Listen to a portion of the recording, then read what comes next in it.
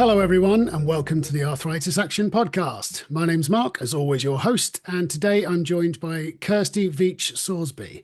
Kirsty is the Tackling Loneliness Collaborative Lead at Bassett Law Community and Voluntary Service. So, hello, Kirsty. Hello, Mark. It's lovely to be with you today. Thank you. Lovely to have you here. I mean, so you've joined me today to talk about something that's definitely a very important subject for many people living with arthritis, which is loneliness and isolation, and it's never an easy or a straightforward topic, really, is it? So I very much appreciate having you here to help me navigate these waters on this one. Before we get underway, I guess a good place to start is if you could tell us a little bit more about yourself. As always, my intro is incredibly brief, and it's better coming from you than from me. So yeah, tell us a little bit about yourself and the work that you do.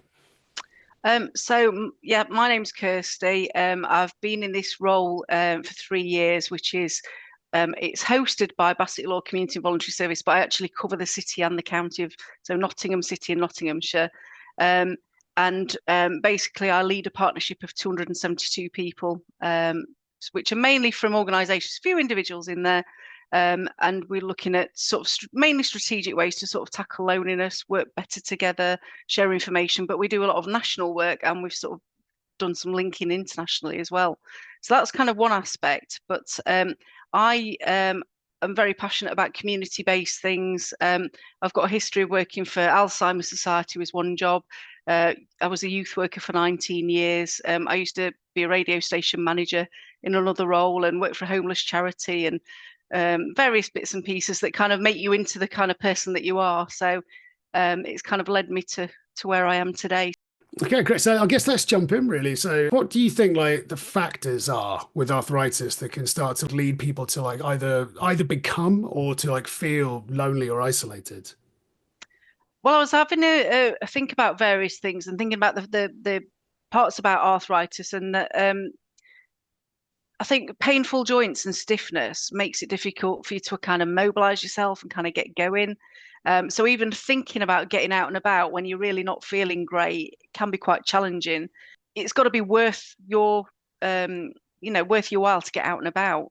Otherwise, why would you go through having to get yourself sorted and taking the time to do it? I think it depends on the time of day and things are happening and how you're feeling in yourself and how motivated you are and whether it's something that you actually want to do. Because sometimes it's about what you're doing might interest you.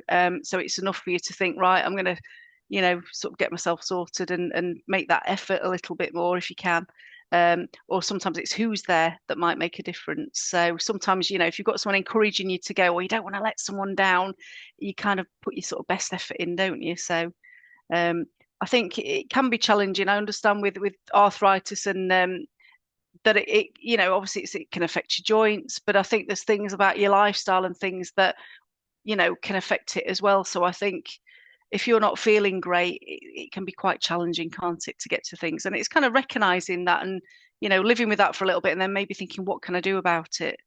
So it's always going to be there, but it's kind of what can you do to kind of improve things a little bit for yourself? Yeah, I think that's a really good point you made about it having an effect on your lifestyle because like Mm. especially if you were previously a very active person and now like maybe your mobility's taken a bit of a hit or like your energy levels have taken a bit of a hit, you won't even physically be able to do some of the stuff you wanted to. No, and I know some people have found that really challenging, so they wouldn't go back to say something that they used to be part of if they weren't as good at it anymore. Yeah, Um, yeah.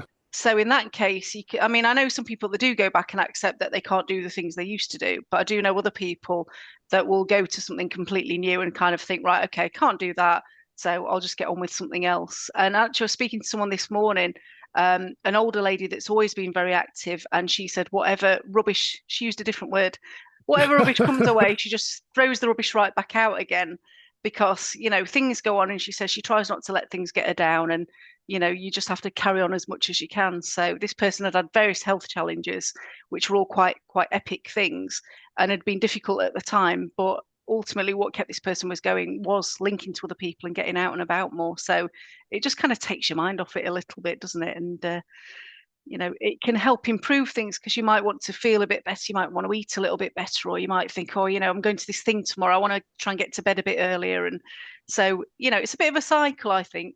Yeah, for sure. I think adaptability is definitely a big part of it as well, because if you can't do something you liked to do previously, or for whatever reason you're no longer able to do it, you think, what can you either change the way you did that thing, or can you instead find something else that you'll also find enjoyable or rewarding?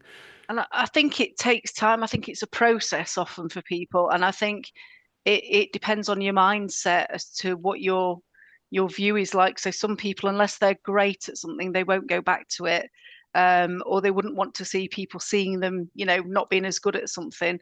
And that's fine. That's your choice. But often, I think we create these stories, don't we? And it might not ever be anything like that.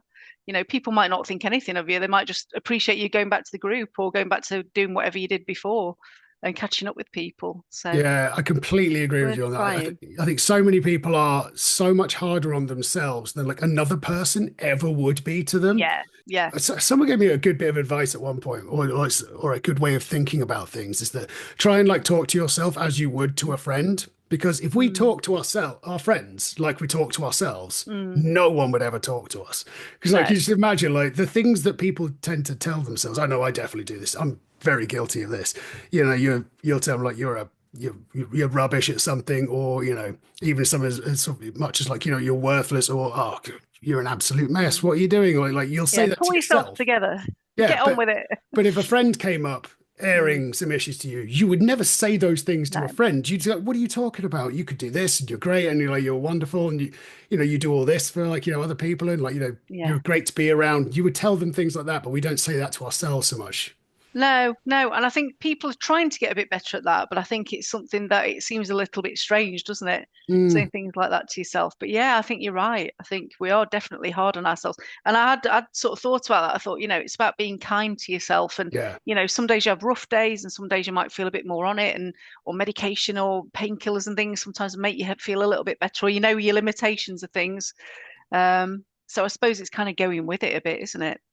Yeah, absolutely. Absolutely. Do you think some of the other issues that can come with like loneliness or isolation are then? Well, if it's chronic, so if it's something that happens frequently or it happens over a long period of time, so it really impacts on your life, it can start to sort of spiral into low mood, start to spiral into depression, perhaps not taking care of yourself, not taking medication or overeating or undereating. And, some people might smoke or vape a bit more than they would just to try and make yourself feel a bit more comforted. And so it can kind of impacts a lot of health conditions. And it is quite, it's quite a major thing, and people don't realize that the mental impact on yourself and the emotional impact then becomes a physical impact as well. So it can be a massive thing. And we are social creatures generally. So there are some people that are more social than others. I'm not saying that everyone wants to sit in a village hall being part of a group, although I do that quite frequently. But I'm quite okay with that. But other people, like my dad, would hate that. He'd absolutely, my dad's in his 80s. He's part of a pub group. He goes, goes, meets his friends, and they have walks and go to the pub. And I'm like, well, that's your thing to do. It's much more relaxed. But they kind of meet and off they go. And I just think, you just got to kind of find things that support you. But if there are other things going on, it can really affect you. Yeah, Um, that's definitely very true for arthritis as well, because I think, and also for other conditions, that anything that can affect your mm, physicality will have a massive impact on your mental health as well, because it's hard having things like that taken away from you, yeah, or even the worry that in the future they'll be taken away from you, because it might not be something that's happening now, yeah, but you yeah. might start to think, well, I'm not going to be able to do that at some point, so maybe Mm, I should just mm. pack it in now or something. But sometimes there's another way, isn't there? So I know someone that's just had an operation because they've got arthritis in their foot and they've had the kind of their foot rebuilt, and it's taken a little while to kind of heal, but they're slowly getting back out and testing the water, as it were, with about how far they can walk. So, but everyone's really supportive of that. So it's not that people are saying, "Oh, let's not do that because he might not be able to walk that far." Actually, it's kind of asking, and playing it a bit day by day, I'd say as well. So, but the other thing is it worth going to? So, when we were talking about warm spaces last year, they were quite a big thing, weren't they? And it was just somewhere for people to get out to that wasn't going to cost them hardly any money, if anything, and a place to be with other people. And someone said, with all their medical conditions, was it worth it was a big effort to get up and about. They struggle with their mobility and they'd got arthritis. Then they'd got to the nervousness of getting across the main road, then getting on the bus, and they've got aches and pains, and getting on the bus isn't always easy if it's busy. And then going to somewhere like they said, like an old hall somewhere that's a bit chilly, drinking mediocre coffee with people you don't know. Um, and I kind of went, yeah, I kind of get that, and they said it's got to be somewhere that really interests you. So it might be the people that really interest you, or, the place, or whatever activity you're doing, or whatever you go into. So I kind of get that, Mm. but what I would say is try something a couple of times, because you never know if it's going to be for you or not. And I've tried 3 groups myself recently that I've never been to before, and they are in order. One of them was the first one was horrendous, and I wouldn't go back because the people weren't very inviting, and Mm. they didn't really talk to you, and the room was quite fusty and cold, so everyone had the coats on, and it was like the epitome of what you wouldn't want to go to. So Yeah. even though my mantra is try it twice, it kind of put me off. And I think if you were sat there in the cold for a bit, you probably wouldn't appreciate it, with your joints and things. So that wasn't necessarily the best place. But then the next one I went to was like this well-being group where you did journaling, where you write stuff out. And Yeah. it was a bit of a crafty, decoraty sort of group with a bit of mindfulness, so a bit of deep breathing and stuff. So I did come out feeling more calm, and I met 14 other women that I didn't know. Um, which was, you think you know people sometimes, and I was like, oh, I don't know all these women. Um, and I didn't particularly hit it off with anybody, so I was slightly disappointed in a way. I don't know what I was expecting, but it was good, and I would go back again. And then the other one was kind of like a bit of a storytelling group in somebody's house. So she had 12 women sat round Wow. reading books and stuff. And that was very informal, very friendly. And that's the one I've been back to since. And it was because a couple of the people were really friendly, and I felt I had things in common. So, but even for me, and there were times I was sat outside thinking, I don't think I can do this. I don't think I can go into these places. But I thought, Mm. come on, try it at least once, because what if it's the best thing ever? What if I meet people? What if I then find out about other things? So, for me, I think it's good to dip your toe in the water, not just talk about it, but have a go every so often.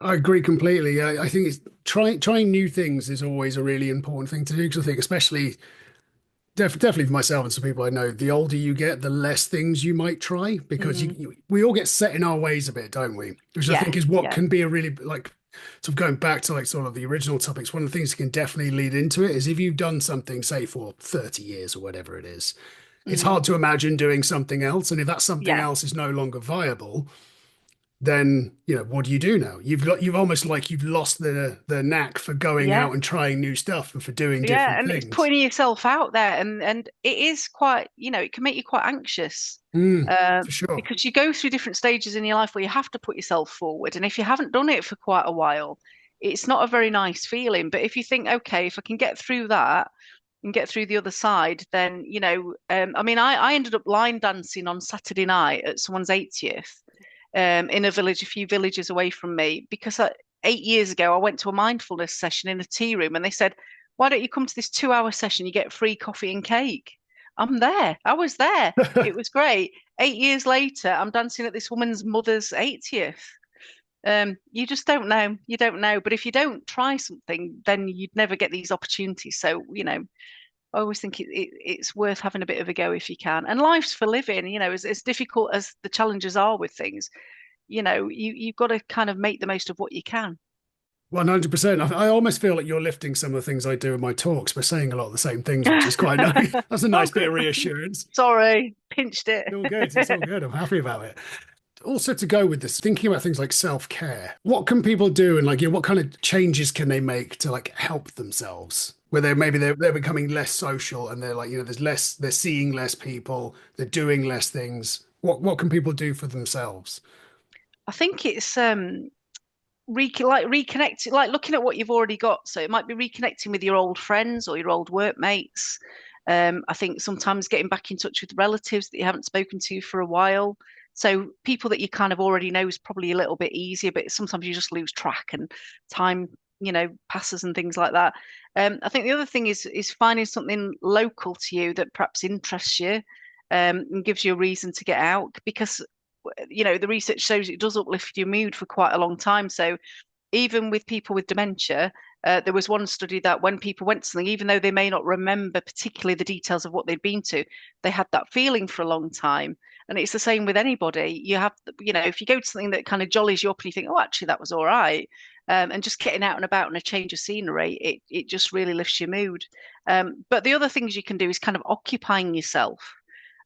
So instead of ruminating about your pain and how difficult things are, and my mother had this, she had a lot of problems and she used to ruminate about things, and I like try and keep her occupied because whenever your brain's focusing on something else, you're not focusing on how your back's hurting or your joints are really aching or things have swelled up or there's a lot of pain things. So it is still there, but you're kind of diverting the focus a little way. So that can really help. And then things like music, listening to music is such a mood changer.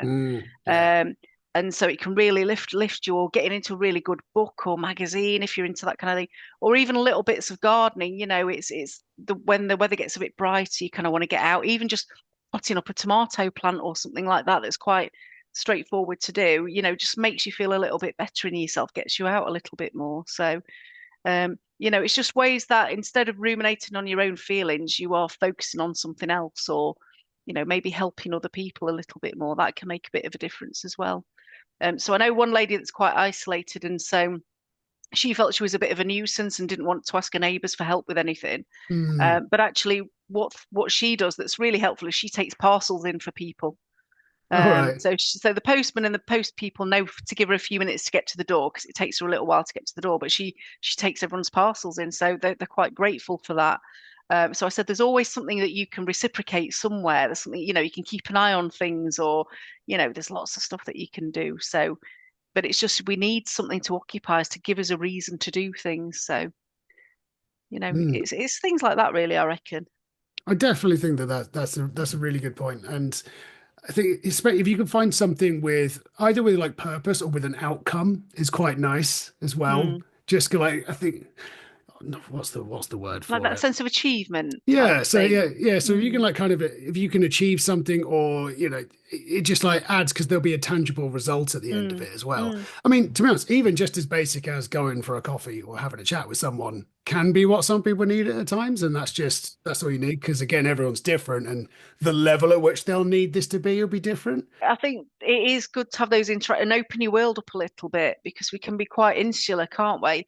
And then you've got nothing to talk about, and your world can shrink quite a bit. And it's one thing looking at watching the news and things like that, but again, that can bring your mood right down. Whereas getting out locally and finding out what's going on in your area, that there's good and bad in every area, isn't there? But Mm, I think it's there's definitely things that you can do to get out and about. And there's things you can link into, isn't there? With GP surgeries and social prescribers and people that coordinate different support and befrienders. And there's a lot out there in all different areas. So it does vary per area, but once you start asking the questions, there's a lot of different things you can try. And I like the fact there's things that might suit you.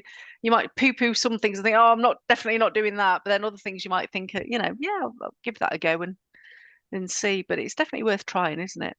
yeah, again, I think that's something we're probably going to keep echoing sort of over and over again. Is just to try things because if you try nothing, you'll definitely succeed in no way. Yeah. But if you try, like, even if you fail, because likely at some point you will fail for something you've tried at. It's just how it Mm, mm. works. But it's important just not to be discouraged by it because Yeah. if you failed at that, it's just maybe that's just because that wasn't the right thing. So there's nothing Yes. nothing wrong with that. Like you in the Yeah. groups you went some and they're not for you.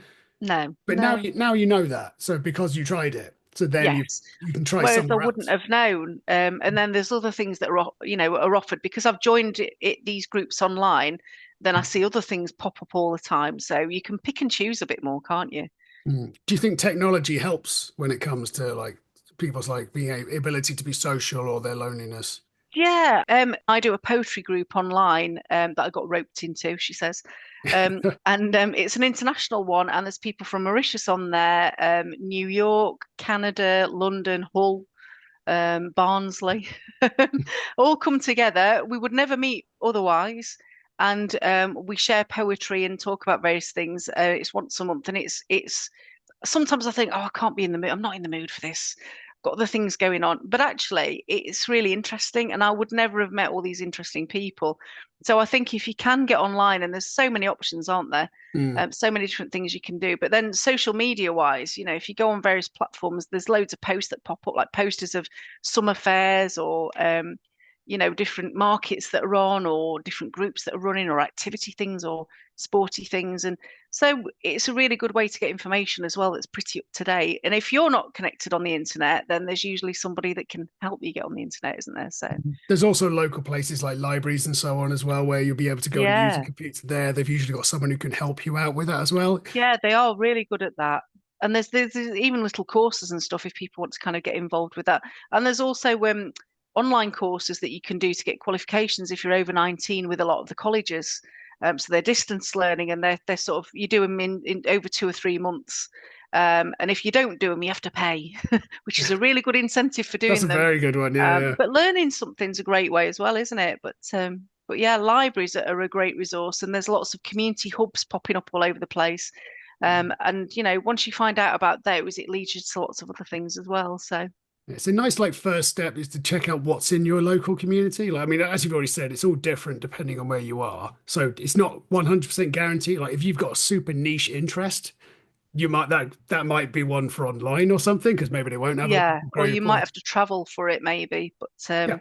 some people will travel if it's worth it. So there's a writers group that I've seen advertised that I was thinking about earlier actually, and it's about, I don't know, 40 minutes drive away from me, and it's on a Tuesday night, and I think, is it worth it? It's 2 hours, this thing.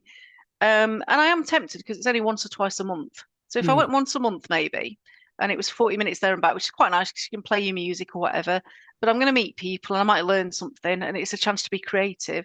So for me, I've looked and I can't find anything more local. So yeah, for me, something like that, that ticks the box for me.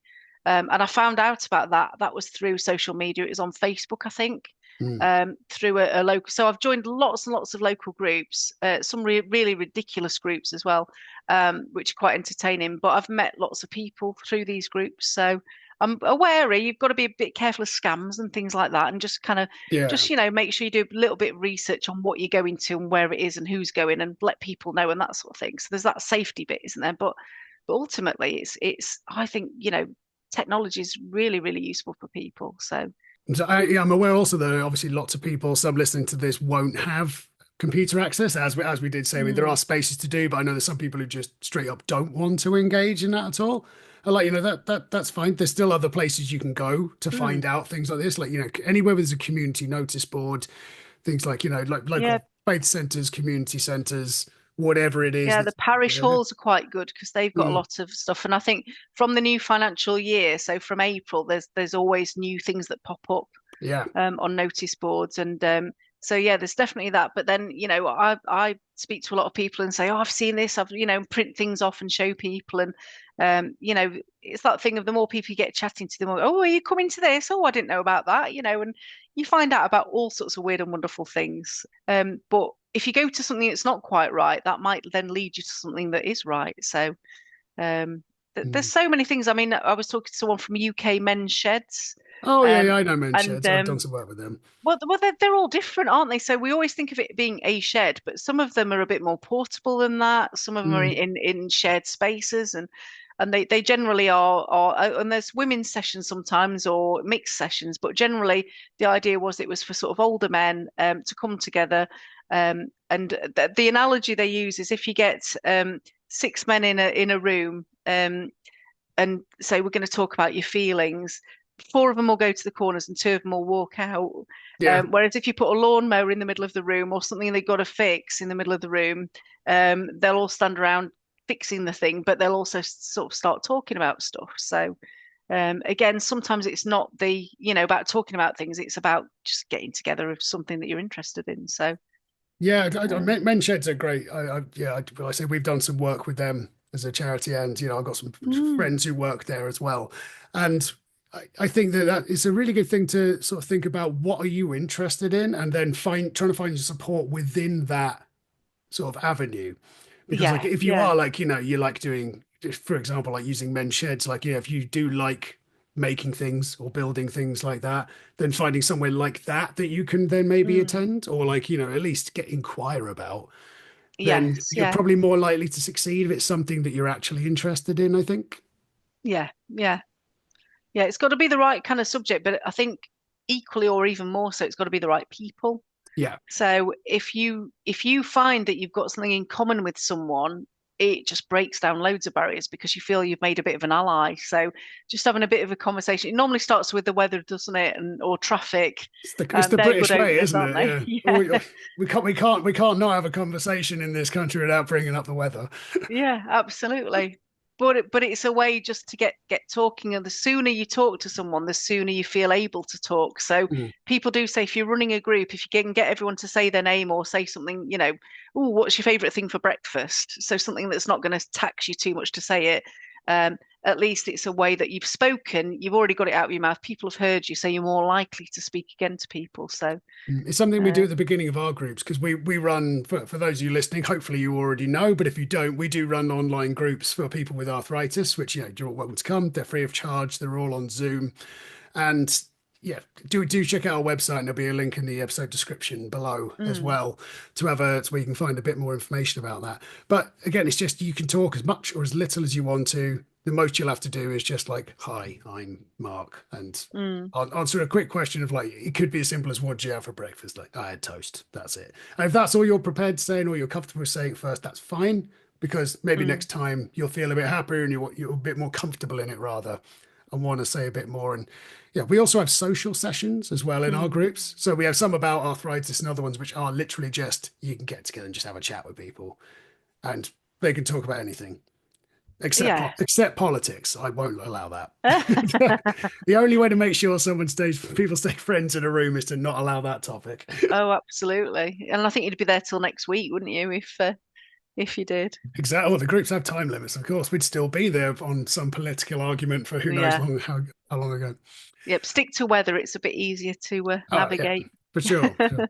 I mean, so what do you think about, say, again, is leading it back to arthritis? One thing we do recommend quite a lot for people is like you have some sort of support network, and like that'll Mm, be like or like a support team almost, where if you might have someone like an osteopath or your GP and things like that. What do you think about like what you could build into a support network for someone who's like experiencing isolation or mm. loneliness? I think it's looking at what you've already got and who you've got around you. And I mean, there's a couple of things that I've used previously. So there's kind of like wellness wheels where you can put down all the things that you're interested in and all the people you kind of come in contact with and see if there's any of those that kind of match up or anything where you think there's kind of glaring holes in things that you like to do. So you can think back at, happy periods of your time maybe and what kind of things kind of ticked your boxes. What sort of things did you like to be involved with? I mean, it might be different now, but if you're interested in something to do with like a book group or something, um, but there isn't that kind of thing, there might be something that's not dissimilar that you could perhaps get involved with, or if there's lots of volunteering opportunities as well. And I've got all my jobs through volunteering because it shows you've got that extra experience. And Mm. I've met fascinating people and done lots of different things. So I think um, it's kind of looking, okay, what can you build up throughout your week, particularly if you're struggling at certain times. So if you know that at the weekends, your family's all busy doing things, or it might be even a point in the week, like every Monday, you kind of really down in the dumps because you're on your own all day on a Monday. It might be okay, what can I do to change that a little bit? And just kind of get in a bit of routine. But the other thing is something called good day, bad day. So you write all the things that make a good day on a piece of paper. So for me, it would be kind of getting up reasonably early, getting washed and dressed pretty early as well, listening to music, perhaps talking with a friend, doing something meaningful or achieving something is a big thing for me. Spending time, I love my pets. I've got a few pets, so spending time with pets. So that would be a pretty good day for me. What would be a bad day? So bad day is almost the opposite. So it's kind of waking up late, feeling sluggish, not feeling like you can do a lot, not being motivated, just sitting around all day, just eating chocolate, probably. Those kind of things. And what you do is if you realize you're having, oh gosh, I'm having a bad day, I've got up late, you look at your good day list and you think, okay, what can I do from that? Oh, I know, I'll ring so and so. Oh, I'll have a gentle shower and kind of, warm myself up a bit. Oh, I'll listen to some music that I know makes me feel better. So you might not feel like doing it, but by doing those actions, if you then review your day, you'll have found that you'll have lifted yourself up somewhat. So, I That's find great that can advice. work really well. That's great advice. I really like that one. What do you think as well about the benefits of physical activity on this subject as well? For isolation It and loneliness. it is really good, isn't it? Mm, Particularly if you get out in nature, you get double points, don't you? Because you're kind of getting out in scenery. So it's just using your senses. It's moving that bit more, getting aches in places you didn't know you'd got, and feeling alive in different places. And actually, I think sometimes we kind of get into a bit of a rut and you forget what you can achieve. Um, and if you start small and don't kind of overstretch yourself doing things, yeah, there's so many options out there. And I think it's that thing of building it up and taking it day by day. I think, I've done that before. You try and get really super fit, you're kind of in a good place. Something happens, like you get ill, you go on holiday, you have an operation or something, and you can't do something for a while. And then when you go back to it, you're loads of steps behind. You think, oh, this is awful. I'm worse than before. And I've realized I think it's like being on a log doing exercise. You're on and off it, aren't you? So, mm. sometimes you're in better fitness than others, but I think it's something that we all know what we should be doing. I think, generally, I think, we need to sleep more, exercise a little bit more, socialize, try and eat a bit more healthy generally. All these kind of things, try and exercise your brains a little bit more, try new things. All these things, it's like a jigsaw, isn't it? And it can just Yeah, make you feel that little bit better. So even tiny little steps towards it will make such a big difference. especially. I mean, that couldn't even be true with arthritis as well, because the benefits you'll get physically from Mm, doing a bit more exercise will help with things like mobility, your pain levels as well, and just like your. I always think it's like your ability to be social is improved with a bit more physical activity, mm, because the more you're physically able to do, the more options you have. So that then you have the choice whether to do it or not afterwards. Like you don't have to then go out and mm. spend all day out with people or anything like that. That's not your thing, but it allows you that option. So if you can make yourself a bit more physically capable to go to a group or to go to the pub or a cafe or wherever it is you like to go, Yeah, yeah, then it puts more cards on the table of things you can do, and it gives you that choice. Then I think yeah, yeah. there's a couple more things we haven't actually covered yet, which would be good to get your take on. I mean, Mm. can like say like loneliness or isolation, depression have an effect on mortality? It can actually, and I gave a presentation this morning actually, and one of the key things which Professor Clifford Stevenson from Nottingham Trent University always says to start his thing is the profound statement that loneliness kills, Mm. and it's more of a problem with your health and affecting the NHS than being obese is. Because it has Wow. such an effect overall on your body, or can do if it's chronic enough. But also, it's equivalent to smoking 15 cigarettes a day, being lonely. And one of the things they talk about is belonging to groups. So groups doesn't necessarily mean sitting in a village hall type group. It just means any group of people that you relate to. So it might be that, you go to the newspaper shop and you get your papers or what have you, and you speak to the people there. It might be 2 or 3 times a week, or you go on a dog walk, or you might go and do the school run, or you might have your neighbours that you talk to, or your family. So these are all different groups of people, and we tend to go through the same sort of routine of what we say, don't we, with things? And they're your kind of people. And then when your life changes because you move house, or it might be that your job changes, or you retire, or your relationships change, then all of a sudden some of those groups disappear. And Mm. if you don't fill them up with other groups, it starts to impact on your life. And the more you sat, like you said, watching telly, not really doing much for yourself, it's a bit of a slippery slope sometimes. So it can have a profound effect.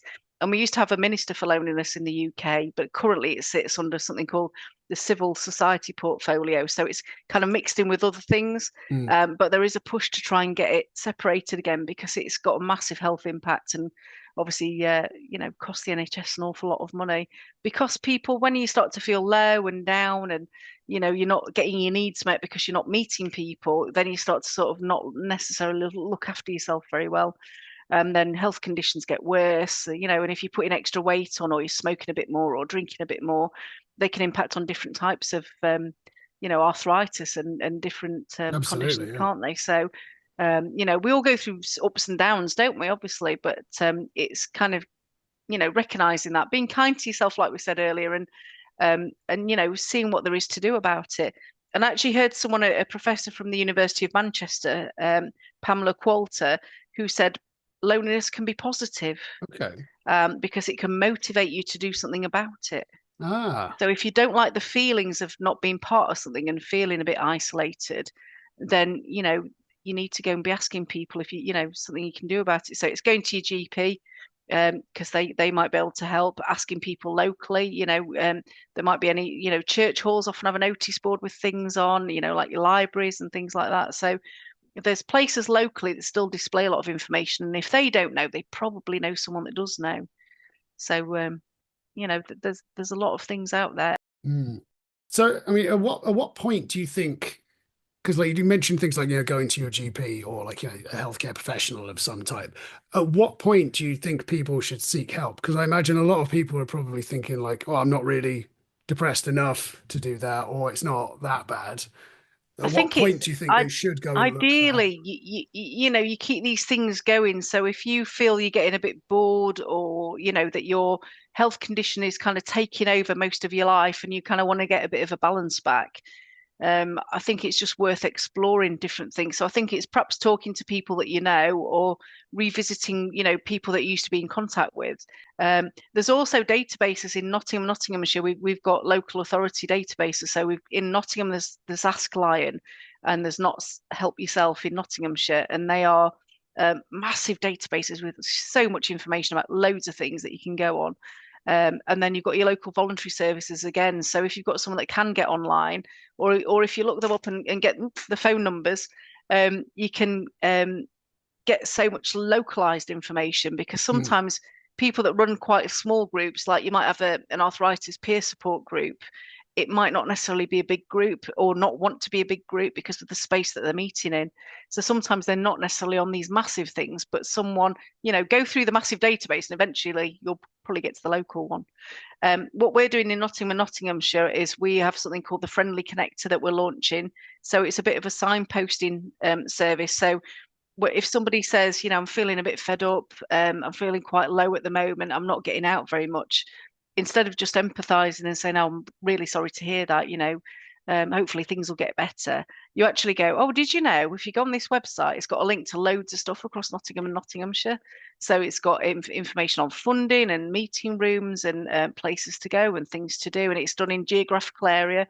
So you can click on your area, and it's got links to various things that you can do.